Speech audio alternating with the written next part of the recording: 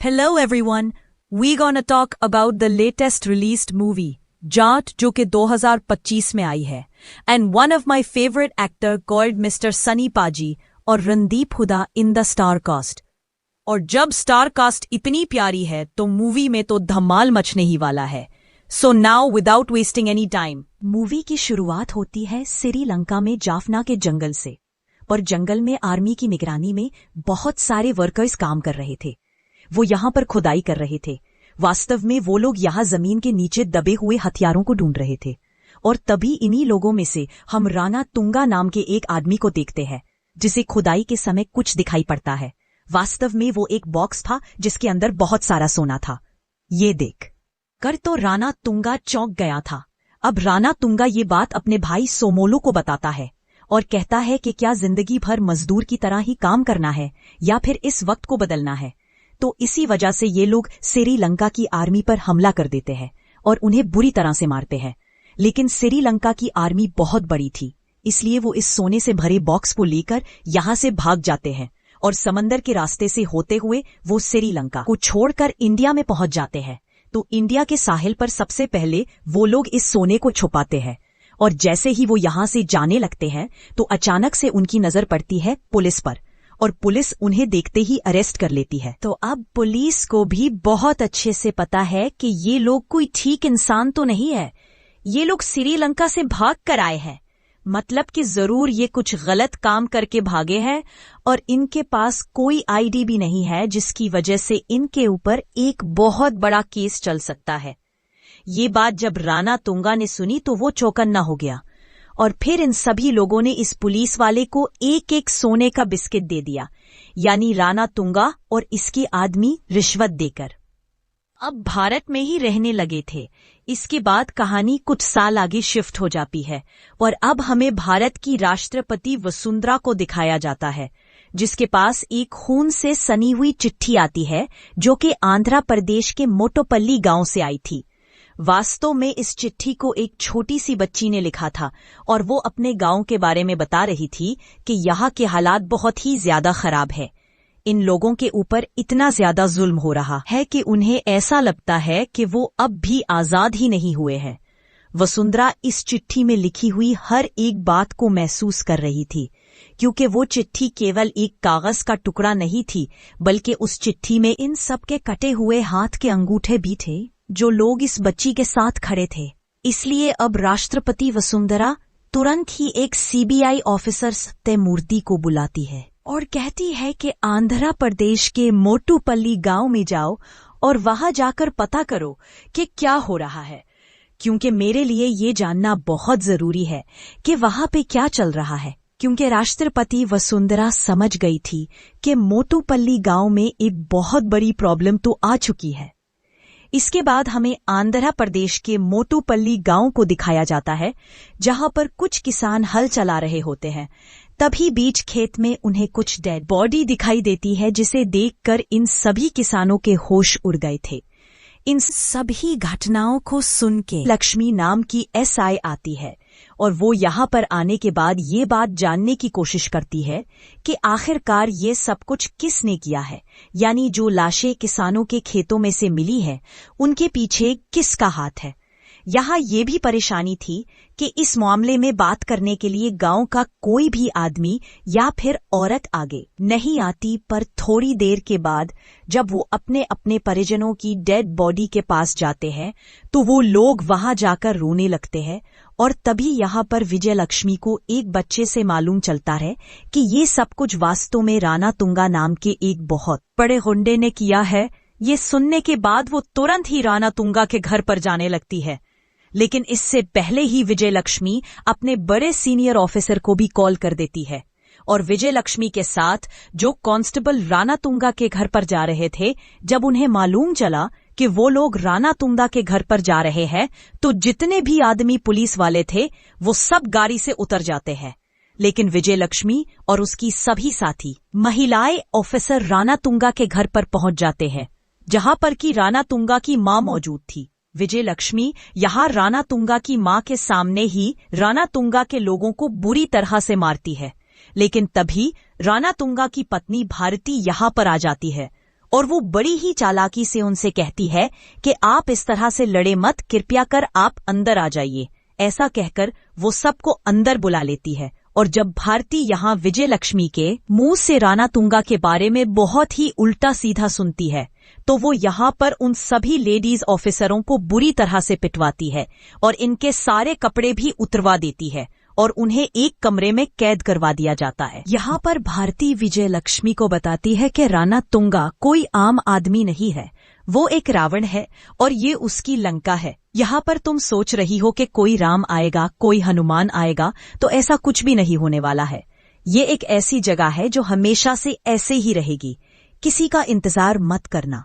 इसके बाद फिल्म में एंट्री होती है हमारे चहीते कलाकार सनी पाजी की, यानी बलदेव सिंह की, जो कि ट्रेन से कहीं पर जा रहा होता है और तभी अचानक से ट्रेन खराब हो जाती है।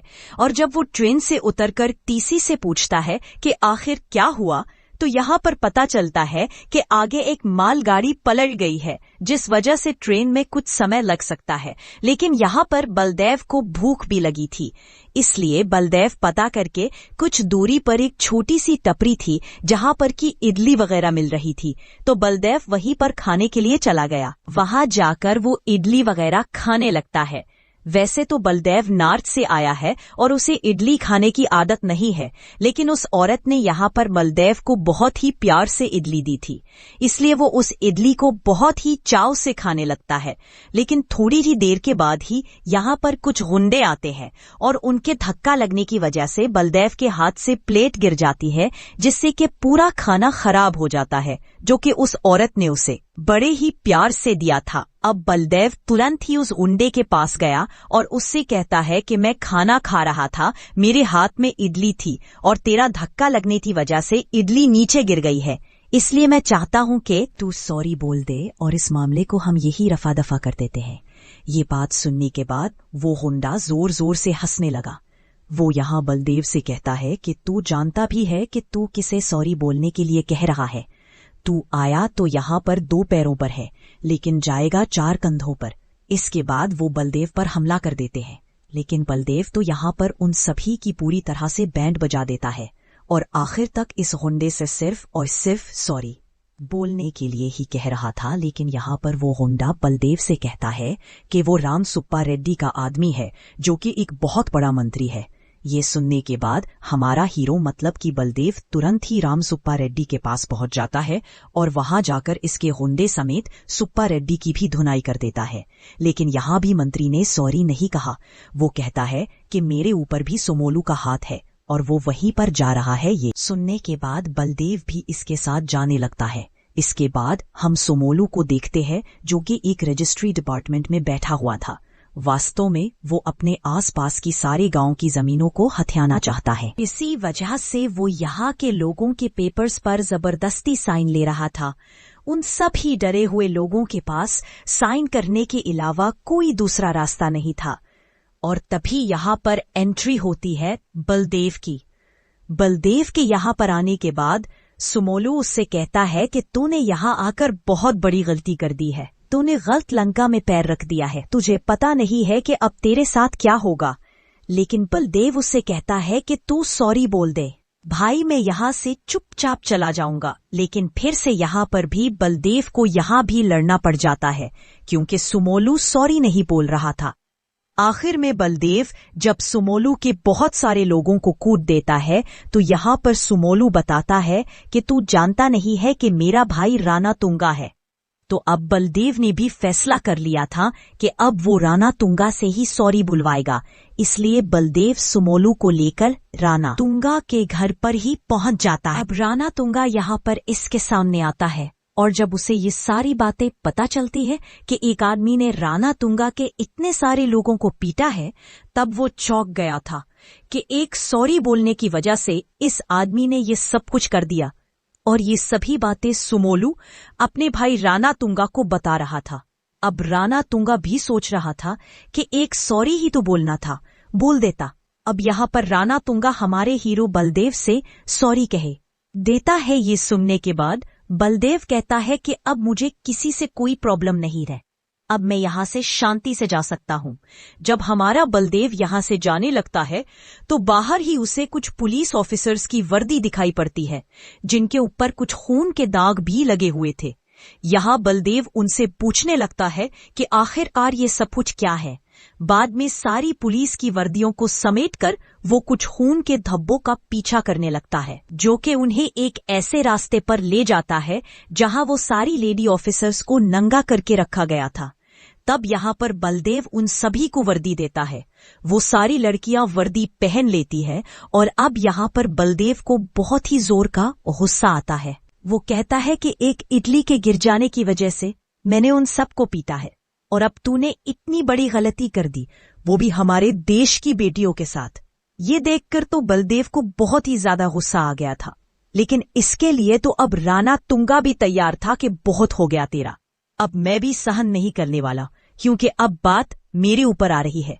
यहाँ दोनों ने एक दूसरे पर बंदूक तान दी थी, लेकिन तभी राणा तुंगा की पत्नी भारती ने यहाँ राणा तुंगा को रोक लिया था। भारती राणा तुंगा से कहती है कि हमारे यहाँ बहुत बड़ा काम होने वाला है। अगर यहाँ पर हमने कुछ कांड कर दिया तो हम प्रॉब्लम में फंस सकते हैं, इसलिए इसे यहाँ से जाने दो। अब बलदेव सभी लेडी ऑफिसर्स को लेकर यहाँ से जाने लगता है, लेकिन जब वो बीच रास्ते में थे तभी राणा तुंगा के बहुत सारे लोग उनका पीछा करने लगते हैं, पर वो तो बस उन्हें मारना चाहते हैं। राणा तुंगा के लोग उनके ऊपर फायरिंग भी कर रहे थे और उन्हीं में से एक लेडी ऑफिसर को गोली लग जाती है।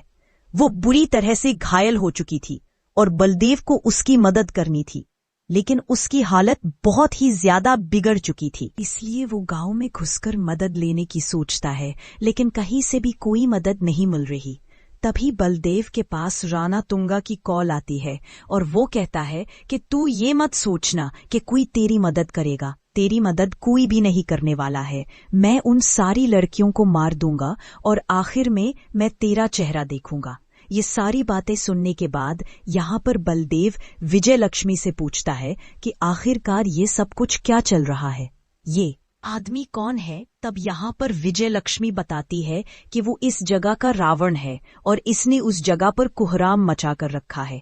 इसके बाद कहानी को फ्लैशबैक में ले जाया जाता है और ये कहानी स्विट्जरलैंड में पहुंच जाती है, जहाँ कुछ साइंटिस्ट ने इसी जगह पर यूरेनियम का एक और व्हीकल यानी थोरियम को ढूंढ लिया था। वैसे जानकारी के लिए बता दूं कि यूरेनियम जो है एक रेडियो एक्टिव मटेरियल है, जिसका प्रयोग परमाणु जैसे हथियार बनाने में किया जाता। अब मतलब जिस जगह में लोगों की जमीनें हैं, इस गांव के नीचे ही ये थोरियम है, इसलिए राणा तुंगा जमीन को खरीदना चाहता है और इस पूरे एथोरियम को निकालना चाहता है। इस डील में बहुत बड़े बड़े मंत्री भी शामिल हैं और इन्हीं की डील स्विट्जरलैंड के उन लोगों से हुई है और ये कॉन्ट्रैक्ट राणा तुंगा को मिला है कि वो सभी की जमीन को खाली कराए, इसीलिए वो जबरदस्ती उन सभी की जमीनों को हथियाना चाहता है। लेकिन जब वो सभी लोग नहीं माने तो राणा तुंगा ने इनमें से आधे से ज्यादा लोगों को तो मार दिया है और इन सभी को मरता हुआ देख गांव के आधे लोग वैसे ही शांत हो गए हैं। विजय लक्ष्मी ये सारी बातें बलदेव को बता रही थी कि हमारी मदद कोई भी नहीं कर सकता। बलदेव यहाँ पर विजय लक्ष्मी से कहता है कि क्या हमें पुलिस के पास जाना चाहिए, क्या वहां पर कंप्लेंट करना चाहिए।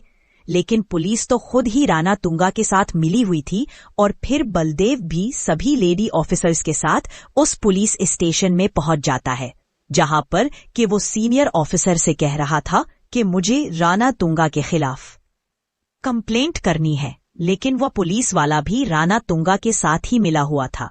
वो सीनियर यहाँ बलदेव से कहता है कि राणा तुंगा को अब इतनी आसानी से नहीं पकड़ सकते और बातों ही बातों में यहाँ पर वो सारे पुलिस वाले भी बलदेव को चैन से बांध देते हैं और कहते हैं कि हम भी राणा तुंगा की ही रोटी खाते हैं। उसके बाद वो सीनियर ऑफिसर सोमलू के पास कॉल करता है और उसे बताता है कि हमने बलदेव को चैन से बांध दिया है, जल्दी से यहाँ पर आ जाओ, हम उसे जल्द से जल्द मारेंगे। जिस तरह से बलदेव चैन से बंधा हुआ था तो सभी पुलिस वालों को ऐसा लग रहा था कि शायद अब वो कब्जे में आ चुका है, अब उसे आसानी से मारा जा सकता है। लेकिन उस जेल में ही एक और कैदी बंद था और जब उसने यहाँ बलदेव को देखा तो वो भी चौंक गया। वो कहता है कि तुम सोच भी नहीं सकते हो कि तुमने जेल में किस आदमी को बंद रखा है। वो बताता है कि मैं विदेश में एक जेल में बंद था। उस जेल में एक आदमी आया था और वो आदमी यही था।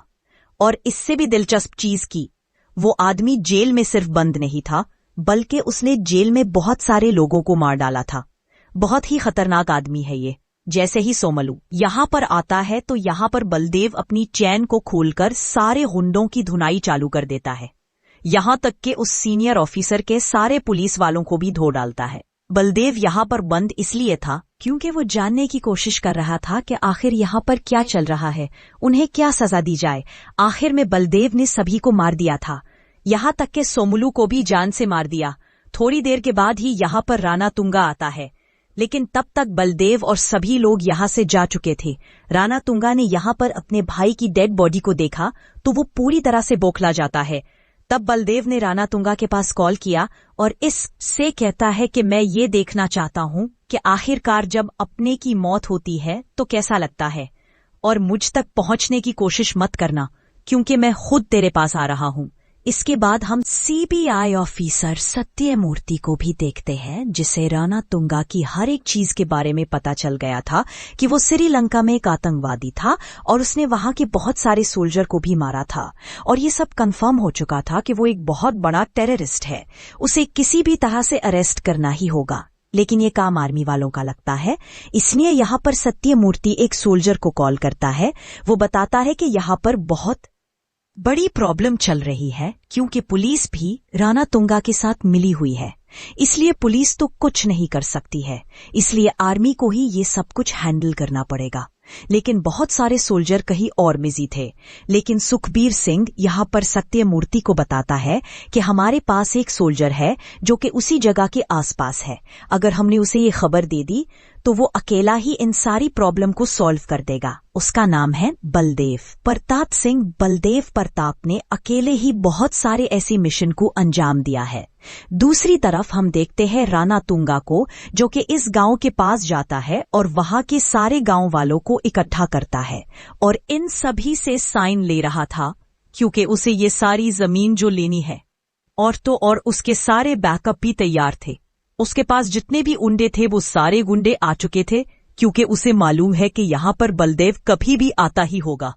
राणा तुंगा ये सोच ही रहा था कि वहां पर बलदेव आ जाता है और यहाँ पर तबाही मचाना भी शुरू कर देता है और उन लोगों को बहुत ही गंदे तरीके से मार रहा था। भले ही राणा तुंगा के पास बहुत सारे लोग थे, लेकिन बलदेव प्रताप सिंह अकेला ही इन सभी लोगों के ऊपर भारी पड़ रहा था। और आखिर में यहाँ बलदेव सिंह की राणा तुंगा के साथ एक जबरदस्त फाइट होती है जिसमें राणा तुंगा हार जाता है। उसके बाद सभी गांव वाले मिलकर राणा तुंगा को फांसी पे लटका देते हैं। तो इस तरह से एक और रावण का अंत हो जाता है। उसके बाद हम देखते हैं राणा तुंगा की मां को और उसकी पत्नी भारती को। पत्नी भारती ने खुद को गोली मार ली थी, तो वहीं राणा तुंगा की मां को ये सब देखकर हार्ट अटैक आ जाता है। उसके बाद बलदेव उस छोटी सी लड़की के पास जाता है, जिस छोटी सी लड़की ने वसुंधरा राष्ट्रपति के पास चिट्ठी लिखी थी। और आज भी इस बच्ची ने बलदेव से कहा था कि अगर फिर से कोई समस्या होती है तो आप आओगे ना। उस पर बलदेव ने भी कहा कि जब जब तुम मुझे याद करोगी मैं पहुंच जाऊंगा। तो इस तरह से बलदेव प्रताप सिंह ने एक मिशन और कंप्लीट किया, वो भी अकेले। जब सत्यमूर्ति ने सुना कि एक आदमी ने ही इस मिशन को कंप्लीट कर दिया है तो वो पूरी तरह से हैरान था और वो ऐसे वन मैन आर्मी ऑफिसर से मिलना चाहता है। अब इस फिल्म से जुड़ी कुछ जरूरी बातें। दोस्तों, ये पूरी फिल्म एक्शन से भरपूर है। फिल्म का कोई भी सीन लड़ाई झगड़े बिना नहीं गुजरता। फिल्म का प्लस पॉइंट ये भी है कि हमें इस फिल्म को पूरा देखने की चाह बनी रहती है। हर पल फिल्म की स्टोरी जानने की उत्सुकता रहती है। क्लाइमेक्स में भी कई नई चीजें सामने आती हैं। ये फिल्म आपको एक जोरदार संदेश भी देती है। सभी लोगों की एक्टिंग एकदम लाजवाब है और रणदीप हुड्डा ने तो कमाल ही कर दिया है। वो हर सीन में जमे है और कहीं कहीं पर तो अपने पाजी यानी सनी देओल पर भी भारी पड़ते नजर आते हैं। जिस तरह का फिल्म में खलनायक होना चाहिए वैसा ही खौफ इन्होंने बनाए रखा है। पूरी फिल्म में सनी पाजी ने 10-20 लोगों को एक साथ मारा है और फिल्म के आखिर में भी वो सभी गुंडों को मार देते हैं, लेकिन फिर भी उन्हें एक खरोंच तक नहीं